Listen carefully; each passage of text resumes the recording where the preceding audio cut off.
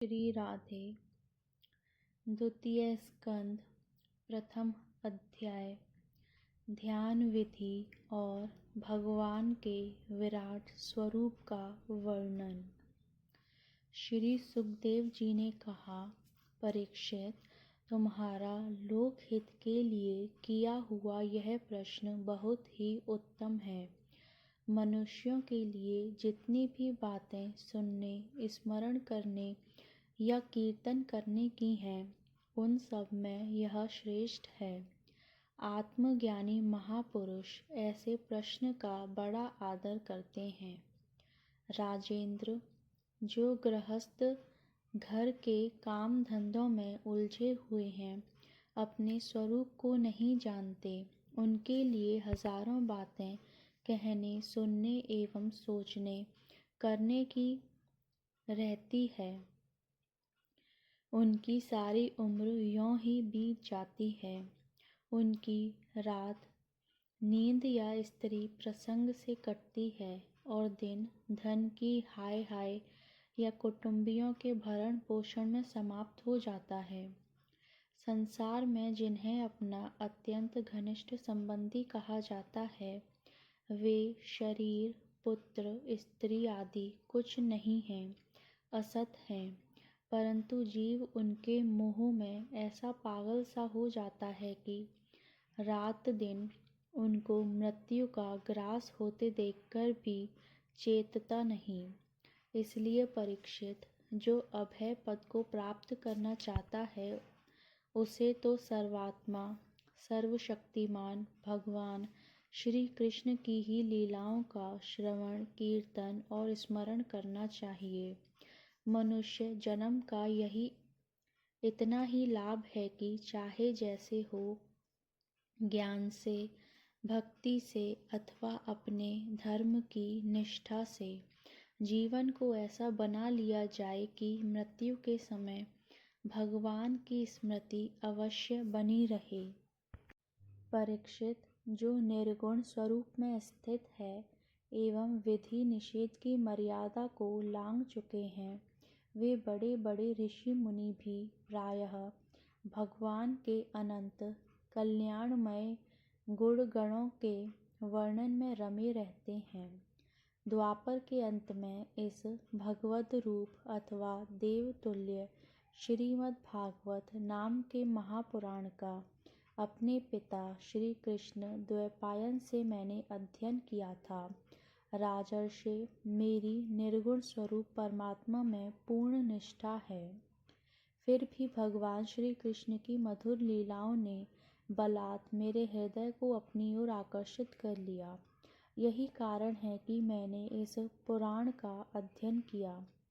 तुम भगवान के परम भक्त हो, इसलिए तुम्हें मैं इसे सुनाऊंगा। जो इसके प्रति श्रद्धा रखते हैं, उनकी शुद्ध चित्त वृत्ति भगवान श्री कृष्ण के चरणों में अनन्य प्रेम के साथ बहुत शीघ्र लग जाती है। जो लोग लोक या परलोक की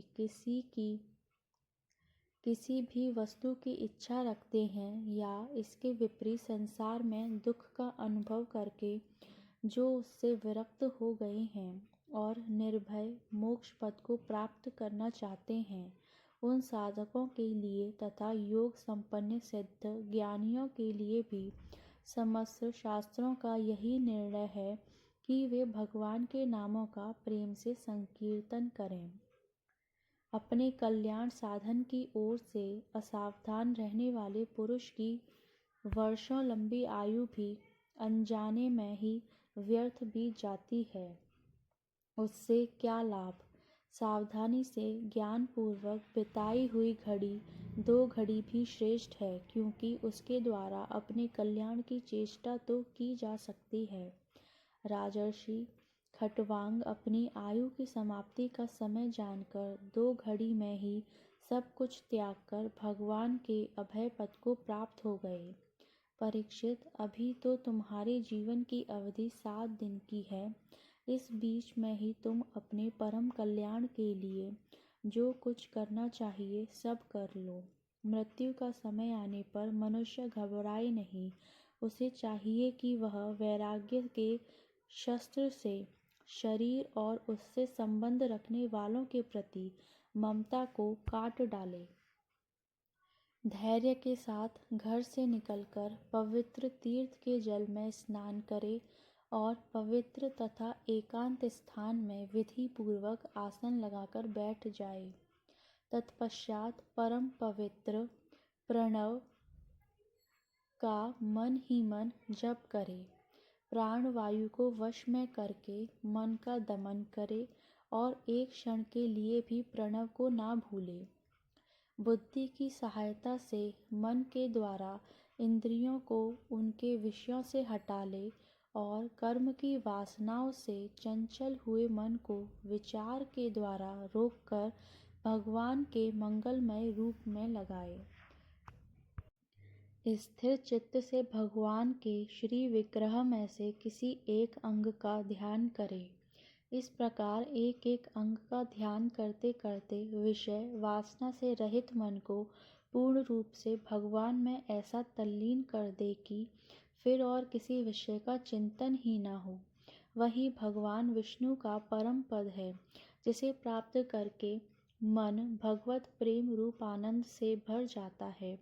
यदि भगवान का ध्यान करते समय मन रजोगुण से विक्षिप्त या तमोगुण से मूढ़ हो जाए तो घबराए नहीं।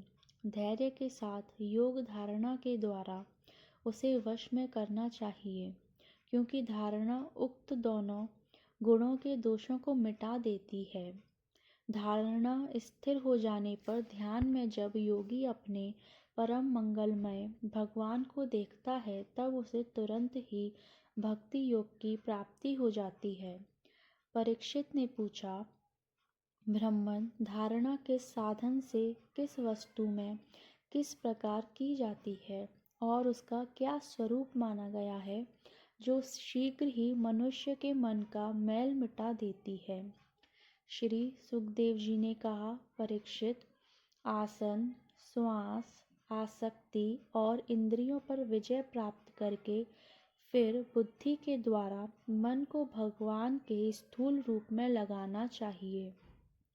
यह कार्य रूप संपूर्ण विश्व जो कुछ कभी था, है या होगा, सब का सब जिसमें दीख पड़ता है, वही भगवान का स्थूल से स्थूल और विराट शरीर है। जल, अग्नि, वायु, आकाश, अहंकार, महतत्व और प्रकृति, इन 7 आवरणों से घिरे हुए इस ब्रह्मांड शरीर में जो विराट पुरुष भगवान हैं, वे ही धारणा के आश्रय हैं। उन्हीं की धारणा की जाती है। तत्वज्ञ पुरुष उनका इस प्रकार वर्णन करते हैं। पाताल विराट पुरुष के तलवे हैं, उनकी एड़ियाँ और पंजे रसातल हैं। दोनों गुल्फ एड़ी के ऊपर की गांठें महातल हैं, उनके पैर के पिंडे तलातल हैं। विश्व मूर्ति भगवान के दोनों घुटने सुतल हैं, जांघें वितल और अतल हैं, पेड़ू भूतल है और परीक्षित, उनके नाभि रूप सरोवर को ही आकाश कहते हैं। आदि पुरुष परमात्मा की छाती को स्वर्गलोक, गले को महरलोक, मुख को जनलोक और ललाट को तपोलोक कहते हैं। उन सहस्त्र सिर वाले भगवान का मस्तक समूह ही सत्यलोक है। इंद्र आदि देवता उनकी भुजाएं हैं। दिशाएं कान और शब्द श्रवणेंद्रियां हैं। दोनों अश्विन कुमार उनकी नासिका के छिद्र हैं। गंध घ्राणेंद्री है और धधकती हुई आग उनका मुख है। भगवान विष्णु के नेत्र अंतरिक्ष हैं, उनमें देखने की शक्ति सूर्य है। दोनों पलकें रात और दिन हैं, उनका भ्रू विलास ब्रह्मलोक है। तालु जल है और जिह्वा रस। वेदों को भगवान का ब्रह्मरंध्र कहते हैं और यम को दाड़ें। सब प्रकार के स्नेह दांत हैं और उनकी जगन मोहिनी माया को ही उनकी मुस्कान कहते हैं। यह अनंत सृष्टि उसी माया का कटाक्ष विक्षेप है। लज्जा ऊपर का होठ और लोभ नीचे का होठ है। धर्म स्तन और अधर्म पीठ है। प्रजापति उनके मूत्रेंद्रिय है। मित्रा वरुण अंडकोश है। समुद्र कोख है और बड़े बड़े पर्वत उनकी हड्डियां हैं। राजन, विश्व मूर्ति विराट पुरुष की नाड़ियां नदियां हैं। वृक्ष रोम है। परम प्रबल वायु श्वास है। काल उनकी चाल है और गुणों का चक्कर चलाते रहना ही उनका कर्म है। परीक्षित, बादलों को उनके केश मानते हैं। संध्या उन अनंत का वस्त्र है। महात्माओं ने अव्यक्त को ही उनका हृदय बतलाया है और सब विकारों का खजाना उनका मन चंद्रमा कहा गया है। मह तत्व को सर्वात्मा भगवान का चित्त कहते हैं और रुद्र उनके अहंकार कहे गए हैं। घोड़े, खच्चर, ऊंट और हाथी उनके नख हैं। वन में रहने वाले सारे मृग और पशु उनके कटि प्रदेश में स्थित हैं। तरह तरह के पक्षी उनके अद्भुत रचना कौशल हैं। स्वयंभुव मनु उनकी बुद्धि है और मनु की संतान मनुष्य उनके निवास स्थान हैं। गंधर्व, विद्याधर, चारण और अप्सराएं उनके षडज आदि स्वरों की स्मृति है। दैत्य उनके वीर्य हैं। ब्राह्मण मुख, क्षत्रिय भुजाएं, वैश्य जंघाएं और शूद्र उन विराट पुरुष के चरण हैं।